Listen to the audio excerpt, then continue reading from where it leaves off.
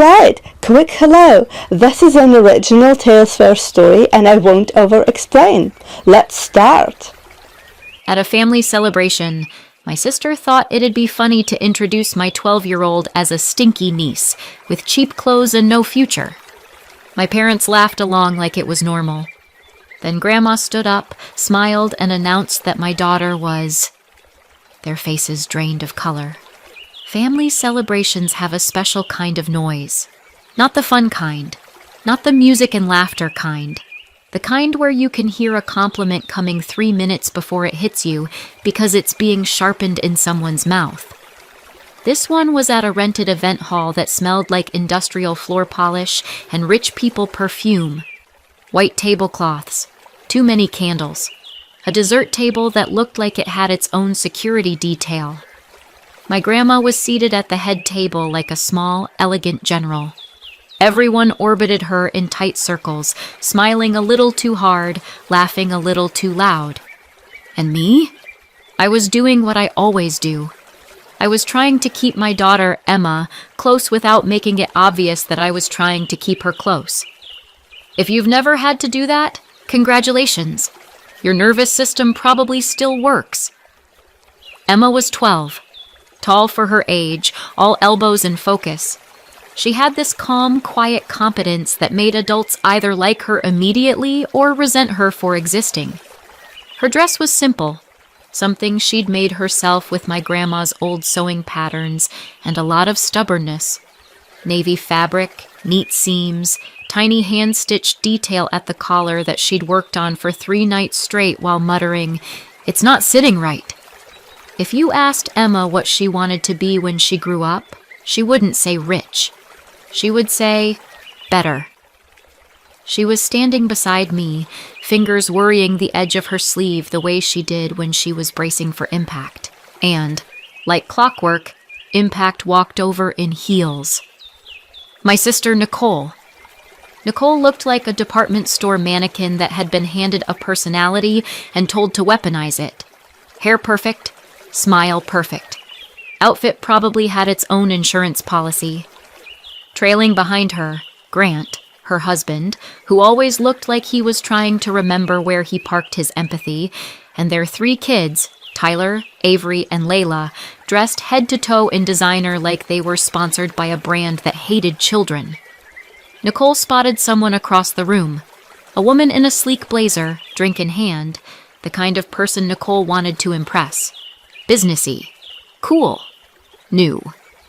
Nicole's eyes lit up. You could practically hear the gears turning. She reached out and, without asking, hooked a hand lightly around Emma's shoulder like Emma was a handbag she was about to show off. "Come here," Nicole said, bright as a TV host. Emma stiffened. I took 1 step closer, not dramatic, just positioning, like I was quietly placing myself between my child and a moving vehicle. Nicole dragged Emma toward the woman. "You have to meet my niece," she said, laughing already. The woman smiled politely, the way you do when someone is pulling you into a family dynamic you did not consent to. "This," Nicole announced, squeezing Emma's shoulder just a bit too tight, "is my stinky niece." She waited for the laugh like it was a punchline she'd paid money for. I felt Emma go still beside me, not frozen like a statue, still like a kid trying to become invisible. Nicole leaned in, enjoying herself. "She insists on wearing those cheap little outfits she makes," she said, voice all playful disgust. "Thinks she's creative."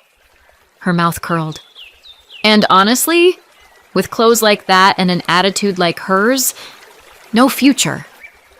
There. The line.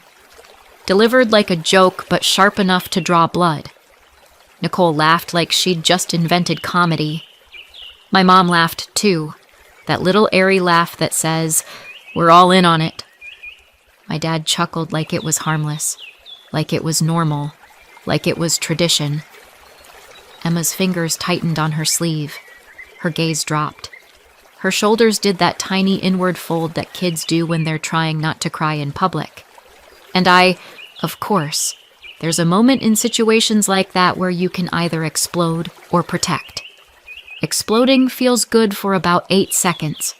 Protecting lasts longer. So I didn't say what my body wanted to say. I stepped closer, put my hand lightly at Emma's back, grounded her. Warm. Present.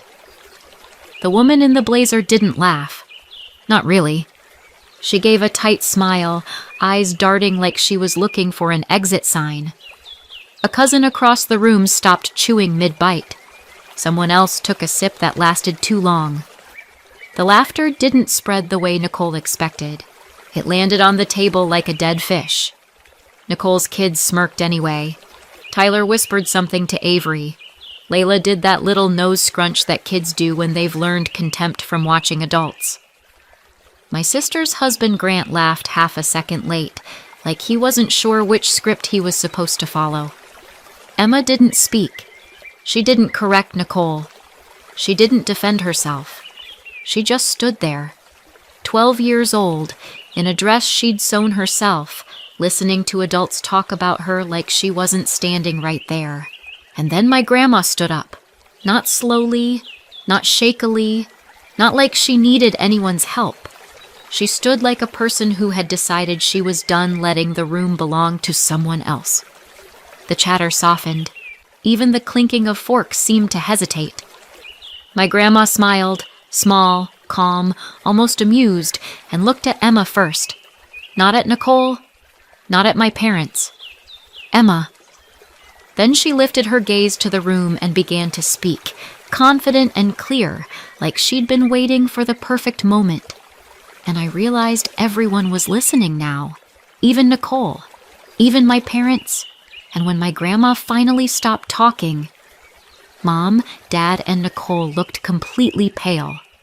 If you want to understand why my parents laughed, you have to understand that Nicole and I were raised in a family where cruelty was treated like personality. Nicole wasn't always cruel, not at first. She was just chosen. Growing up, Nicole was the favorite in the way some families pick a golden child like it's a hobby. Nicole was pretty. Nicole was fun. Nicole knew how to present herself. When Nicole walked into a room, my mom would brighten like someone had turned on a lamp. When I walked into a room, my mom would squint like she was checking for stains. It wasn't dramatic. It wasn't screaming. It was 1,000 tiny corrections. Stand up straighter. Smile more. Why can't you be more like your sister? I learned early that if I cared about something too deeply, someone would mock it out of me. If I worked hard at something, it was intense. If I didn't care about appearances, it was lazy. I wasn't rebellious. I wasn't wild. I just wasn't Nicole. And my dad was the kind of man who thought keeping the peace meant never calling out the person causing the problem, which meant the problem always got fed. The only person who ever treated me like a full human being in that house was my grandma. My grandma didn't care if your outfit was expensive. She cared if your hem was straight. She didn't care if you looked impressive. She cared if you were capable. She wasn't warm in a gushy way. She was fair. And when you're the scapegoat in a family, fairness feels like sunlight. When Emma was born, I had this naive hope that maybe, my family would reset. Like the presence of a child might make them softer, kinder, less obsessed with whatever imaginary scoreboard they were keeping. They did not reset. They simply transferred the target. Nicole had Tyler, Avery, and Layla, 3 little satellites orbiting Nicole's ego. They were always dressed perfectly, always coached to perform, always told they were special in the way that made them look down on everyone else. They would walk into gatherings like tiny royalty. Emma walked in like a kid who just wanted to sit near the snack table and quietly observe the world, and that was enough to make them hate her. Emma didn't do pretty the way Nicole wanted. She didn't do cute. She didn't do look at me. Emma did work. She would spend hours bent over fabric, learning stitches, sketching designs, ripping seams to redo them, trying again when it didn't sit right. She would forget to play dress up because she was building something with her hands. And because she was a kid, that work came with mess. Thread clippings, fabric scraps, hair falling out of her ponytail, the faint smell of effort.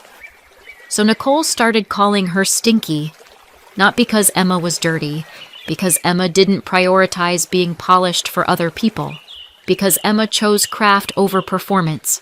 And in our family, that was apparently a crime. Emma started making her own clothes because she loved it, because she liked the control, because she liked turning an idea into something real. But to Nicole and my parents, it was cheap. They didn't see a child learning a skill. They saw a child refusing to play their game.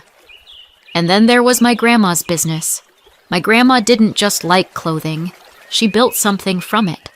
A real business, a real company, real people employed, real contracts, real money, not influencer fashion, not buy a tote bag and call it a brand. This was the kind of business that had a showroom, staff, a warehouse, a production calendar. My grandma's name meant something in our city. She made clothes the way a surgeon works, precise, careful, unapologetically competent.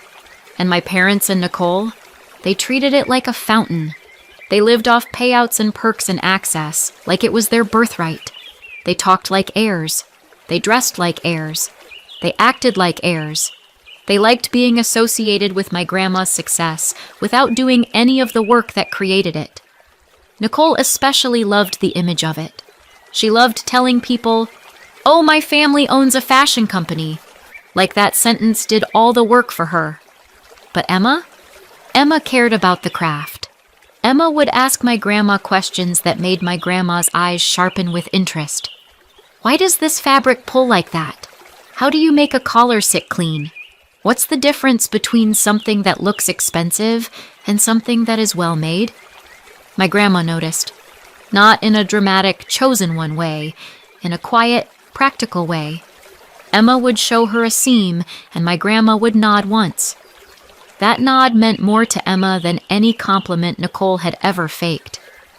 Over time, their bond grew. Quiet conversations, little lessons. My grandma lending Emma a pattern and saying, "Bring it back with notes." Emma lighting up like someone had handed her a key. And my grandma also noticed something else. Emma wasn't just talented. She was being treated cruelly, in the same way I had been treated. And my grandma, the only fair person in our family, had been watching for years. I didn't know the specifics then. I only knew this. My grandma was paying attention, and she was quietly getting serious. And back at that celebration, when she stood up and smiled at Emma, I should have realized. My grandma wasn't standing to smooth things over. She was standing to end something. The room felt different when we snapped back into it, like someone had turned the temperature down 2 degrees and everyone's skin noticed. My grandma stood upright, steady, hands lightly resting on the edge of the head table as if she owned the air, which honestly, she did. She looked directly at Nicole. "You really called her Stinky in front of strangers," she said. Nicole's smile came out big and shiny. "It's just a joke." My grandma didn't raise her voice. She didn't scold. She just tilted her head slightly and said, "If it's a joke, explain what's funny." Nicole's smile twitched. "Oh, come on, Grandma," Nicole started, as if the word grandma might magically stop consequences. My grandma turned her head toward Nicole like she was turning a page. "Oh, come on me," she said. "You're a grown woman." A hush rippled through the room. My grandma walked over to Emma, not to Nicole, not to my parents. "Emma." She took Emma's hand gently. "Come here, sweetheart," she said, voice warm. Emma looked at me like she was asking permission to breathe. I nodded once. Emma stepped forward and my grandma squeezed her hand like she was reminding her, "You are safe. You are not alone." My dad forced a laugh, like he could laugh the moment into harmlessness. "It's a family party," Dad said. "Let's not do this right now." My grandma looked at him. Then you shouldn't have laughed, she said. Dad's laugh died in his throat. My grandma faced the room. You all keep treating her like she's nothing, she said. My mom jumped in fast, voice high and offended. We do not! My grandma lifted a hand. Not dramatic, just final. Yes, she said, you do. I've watched it for years. Nicole shifted, still trying to play it off. My grandma's gaze didn't waver. And since you care so much about the future, she continued, here's the truth. My stomach clenched. Emma's fingers tightened around mine. That little girl you just mocked, my grandma said, her voice calm and steady. She's not who you've been treating her like. She paused, letting the room settle.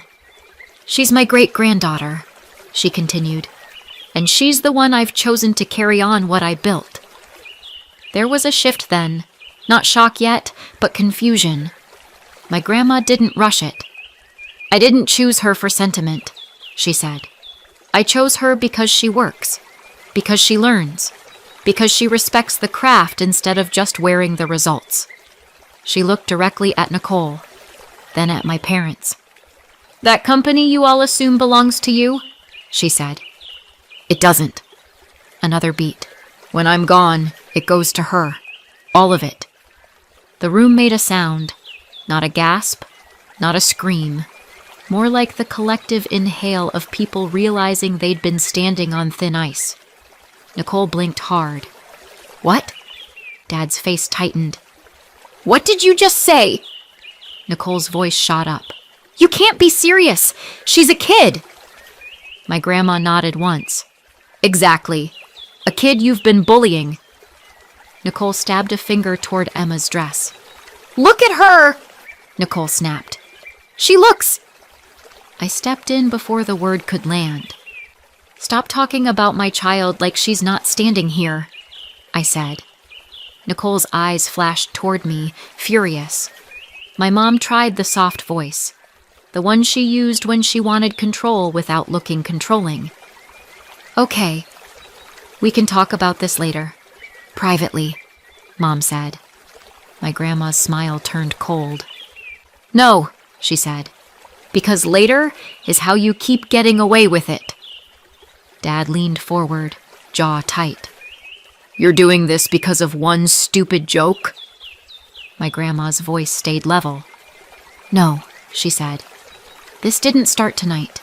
Tonight was just the last time. Nicole's face was going blotchy. Panic was clawing its way through her charm. And then my grandma added calmly, like she was reading a grocery list. And before anyone starts yelling, this isn't a speech. It's already signed. The lawyer handled it weeks ago. I brought copies, just in case I would need them. Nicole's mouth opened and closed like she couldn't find a sentence that would change reality.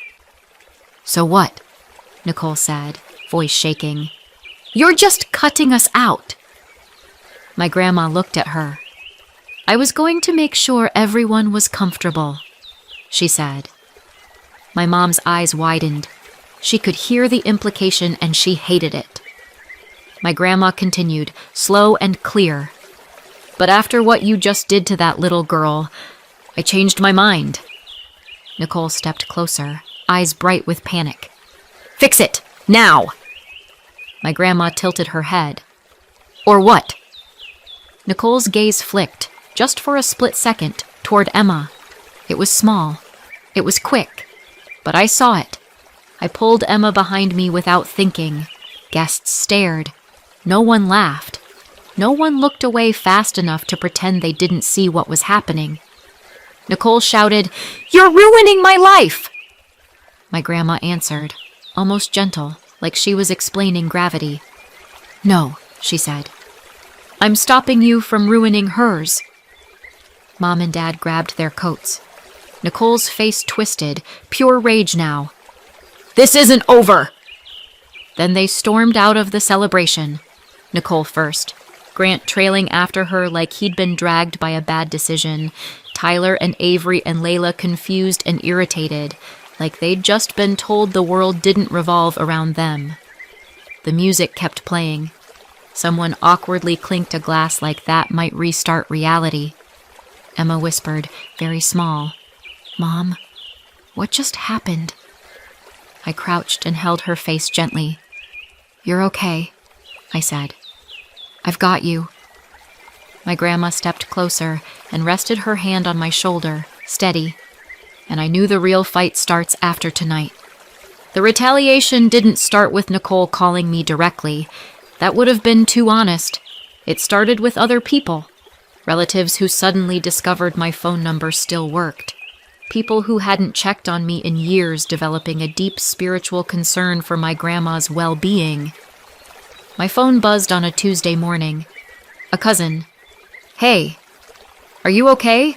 Aunt says Grandma's confused and you're handling her stuff now." Another message, minutes later. "I heard you made her sign something. That's really serious, Lauren." A voice note from an aunt, soft tone, sharp implication. "We're just worried someone might be taking advantage. You know how old she is." It was the same rumor in different outfits. Grandma's confused. Lauren's controlling her. Emma's being used. I stared at the screen and felt my body go cold. Not angry yet. Cold. Because the wording was too similar, too coordinated. And then Nicole got brave enough to put her fingerprints on it. The family group chat lit up. The one that's mostly used for passive-aggressive holiday scheduling and photos of food nobody asked for. Nicole wrote, "For everyone asking, Grandma signed documents she didn't fully understand. Lauren has been isolating her and using Emma to guilt her. If anyone actually cares about Grandma, please check on her. This isn't about money, it's about protecting her." I read it twice. Then I laughed once, out loud, alone in my kitchen. Because nothing screams, "This isn't about money," like a paragraph about documents. Emma walked in with her backpack and paused when she saw my face. "Mom?" she asked. I put my phone face down like it was something poisonous. "Nothing you need to carry," I said. "Go wash your hands." She hesitated. "Is it because of me?" That question hit me in a place I didn't like. I kept my voice even. "No, this is because adults can't handle consequences." She nodded, but I could see it. The guilt was already trying to make itself a home in her chest. So I did what I've learned to do with people like my family. I took receipts. I saved screenshots. I saved voice notes. I made a folder. I titled it something boring, because boring is how you stay sane. Messages. Then I drove to my grandma's house. I didn't march in dramatic. I didn't cry. I sat down, opened the folder, and showed her what they were saying, what Nicole had written in her own words. My grandma read quietly. Then she looked up, calm as stone. "So that's the story she picked," she said. I swallowed. "They're telling people you're not you." My grandma nodded once. "Fine." She picked up her phone and called her attorney. Speakerphone. No mystery. No theatrics. Just adults handling adult consequences. I listened as my grandma, in her measured voice, said things like, "Send a letter. Stop the defamation." Then I asked the question that had been buzzing in my brain like a fly. "Can they undo it?" I asked. My grandma didn't blink. "No," she said. "It's already done properly." Plain English. Grounded. Final. I breathed out slowly. That night, my phone rang. Dad. And the second I saw his name, I knew the smear campaign had hit the stage where it stops pretending to be concerned and starts being angry. I didn't answer. He left a voicemail. It was short, sharp, and full of the kind of rage that tries to sound like authority. "Lauren," Dad snapped, "you're going to fix this. You're going to stop embarrassing this family. Call me back." I saved it. And 2 days later, my doorbell camera pinged. I looked at my phone, and there they were. Mom, Dad, Nicole, Grant, Tyler, Avery, Layla, all on my porch like they were auditioning for most insincere apology. Mom was smiling so hard it looked painful. Dad had his jaw set like he was already mad at me for not solving the problem they created. Nicole's face was bright and sweet in the way that makes your skin crawl. I opened the door but didn't step aside. Mom started immediately. "Sweetheart, we just want to talk. We've been praying." Nicole leaned forward, soft voice. "We love her. We love you. We're family." Dad jumped in. "Enough drama. Tell Grandma to stop this." There it was. Not an apology. A demand. I blinked. "That's why you're here." Mom clutched her chest. "We didn't mean it. It was a joke." I kept my voice level. "A joke is funny. That was humiliation." Nicole laughed like she still believed she could charm reality into changing shape. "Oh, please, Lauren, you're acting like we hit her." I held the doorframe. "You laughed while she stood there." Mom lowered her voice like she was sharing a secret. "Just tell Grandma you were emotional. Tell her you misunderstood. She'll calm down." I stared at her. "You want me to lie so you can keep your access." Nicole's smile slipped. "Don't be disgusting." I kept my voice steady. "You're not welcome here." Dad's face hardened. "You're really choosing this?" I nodded. "I'm choosing my child." Nicole took a step closer, irritation leaking through the sugar. "It was one joke," she snapped. "And honestly..." She rolled her eyes and muttered, just loud enough to be heard. "She does stink sometimes." Behind me, Emma made a tiny sound like her breath caught. Mom hissed, "Stop." Too late. I looked at Nicole, steady. "Get off my porch," I said. Nicole's face twisted. "You think you won?" "I think you showed me who you are," I said. Then I closed the door. Through the wood, I heard Dad spit. "This isn't over." I opened my phone and saved the doorbell footage. Date, Timit, receipt. And then a few days later, I came home and something was wrong inside the house. I knew it the second I opened the door. The air felt wrong, not messy, not loud. Wrong. Then I heard it. Soft crying. I rushed into the living room and found Emma at the table, shoulders tight, cheeks wet, trying to swallow her tears like she could hide them. And there, too casual, too comfortable, was Nicole. Grant was near the doorway like he wanted to evaporate. Tyler and Avery and Layla were hovering around Emma's sewing corner like vultures pretending to be curious. Nicole turned when she saw me, eyebrows lifting like I'd surprised her in my own house. "Oh," she said brightly. "Hey." I stared. "What are you doing here?" Nicole shrugged, sweet voice. "We just came to see Emma. We wanted to be nice." My throat went tight. "You came when I wasn't home." Nicole waved a hand. She let us in. Emma flinched at that, like she'd already been blaming herself. I moved to Emma immediately, hand on her shoulder. "Did you let them in?" I asked softly. Emma nodded, tears spilling again. They said they were sorry." Nicole's voice turned syrupy. "We are sorry." I looked at Nicole. "What did you say to her?" Nicole laughed lightly. "Nothing. We just talked." Emma's voice cracked. "They said Grandma made a mistake." My stomach dropped. Emma kept going, words tumbling out like she couldn't keep them inside anymore. "They said Grandma didn't understand what she signed." Nicole jumped in fast, smiling. "We were being gentle. We didn't want to upset her." Emma wiped her face with her sleeve. "They said, if I just told Grandma they were nice to me." I froze. "Nice how?" Emma swallowed. "Like, that it was just a joke. That they didn't mean it the way it sounded. That they're always good to me, really." She looked at the floor. "They said if I told her that, she might change her mind." Nicole tilted her head like she was explaining something to a toddler. "Emma, sweetheart, we're trying to help you," she cooed. "This is a lot for a kid." Emma's eyes squeezed shut.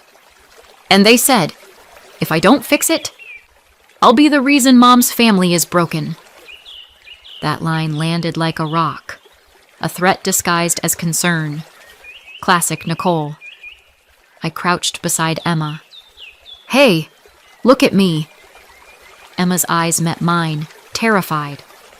"That is not your job," I said, slow and clear. "That is not your burden." Behind us, there was a small clatter. I turned. Layla was too close to the sewing machine. Tyler was smirking. Avery had a piece of fabric in her hands like it was trash. "Don't touch that," I said, voice flat. Tyler shrugged. "We were just looking." I stepped over, and my stomach sank further. The machine looked wrong. Thread tangled in a way that didn't happen by accident. The top thread looped tight like someone had yanked it hard. The needle was bent. The little box where Emma kept spare needles was open, and one was missing. The hand wheel was stiff, like it had been forced past the point it wanted to go. Emma whispered, "They were being nice at first. Then they started touching it. I told them to stop." Nicole rolled her eyes. "It's a machine, Lauren." "It's her safe place," I said. Tyler shrugged again, like he was bored. "It was old anyway." Emma's voice was tiny. "It wasn't." Then Avery, 12-ish, old enough to know better, muttered, "She deserved it." Silence hit the room like a slap. Nicole's smile flickered. "What did you just say?" I asked, quietly. Avery looked away. Nicole snapped, "Don't be dramatic." I stood up slowly. My hands were shaking, but my voice stayed steady. "Out," I said. "Now." Nicole scoffed. "Lauren." "Out," I repeated. Grant finally shifted, murmuring, "Nicole." Nicole's face hardened. "You're insane. You're turning her against us." I pointed at the door. "Out." They left with the kind of offended rage that only comes from people who genuinely believe consequences are unfair.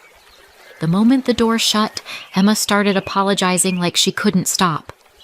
I didn't know," she said, breathy and panicked. "They said they were sorry. I thought—" I grabbed her hands gently. "Stop," I said. "Listen to me. You didn't do anything wrong. You trusted adults who should have acted like adults." She shook her head. "But if you hadn't opened the door," I said, "they would have found another way.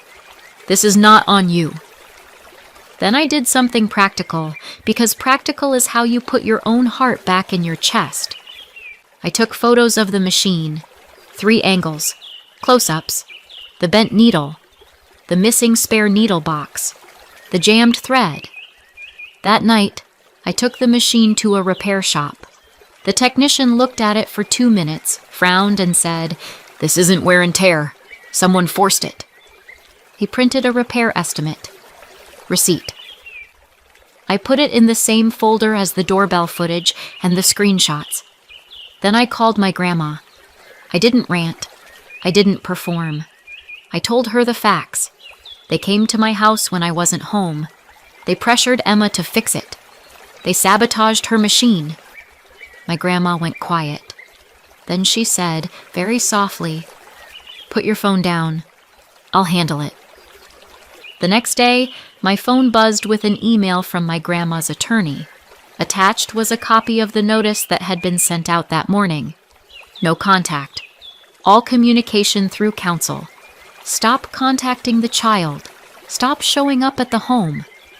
And for the first time in my life, family drama wasn't a screaming match.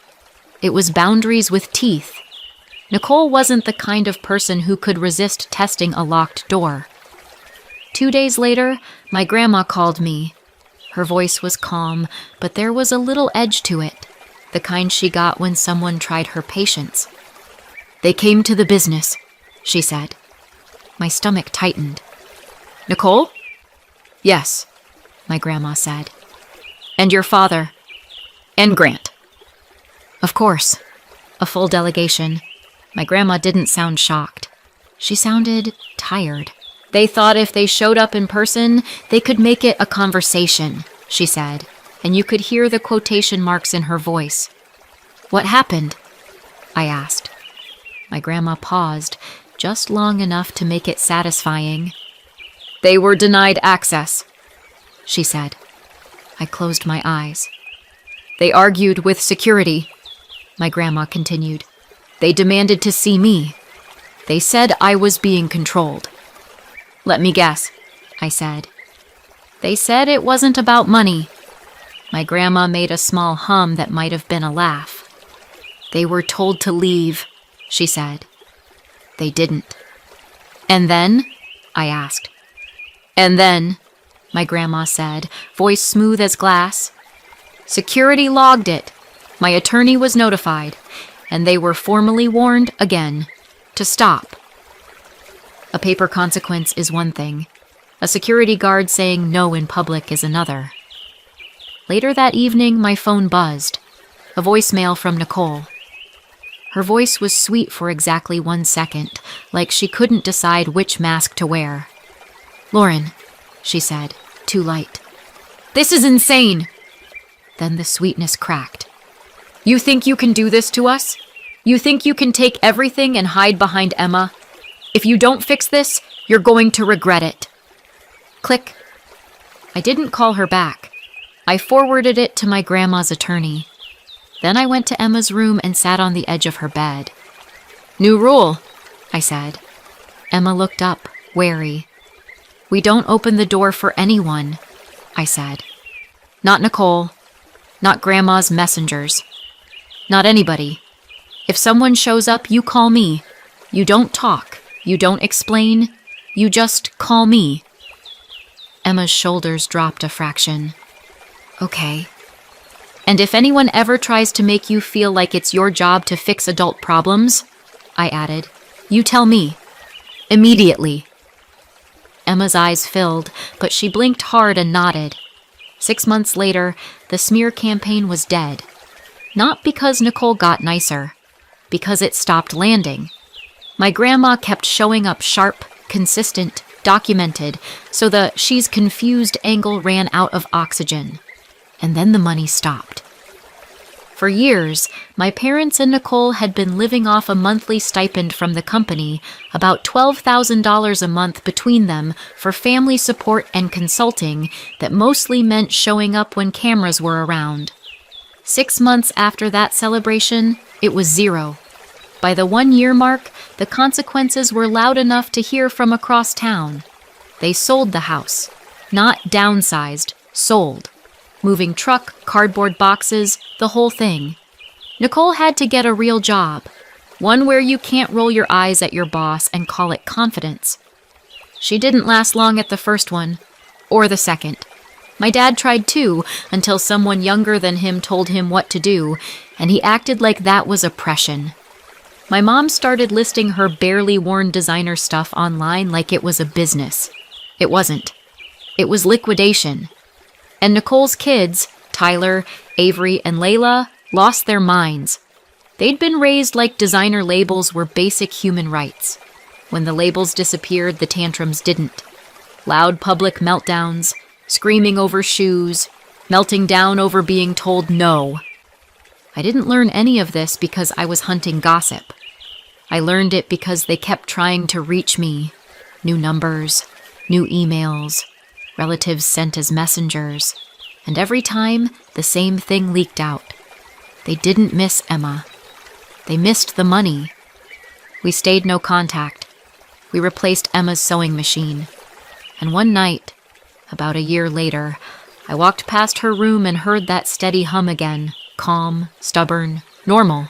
I peeked in.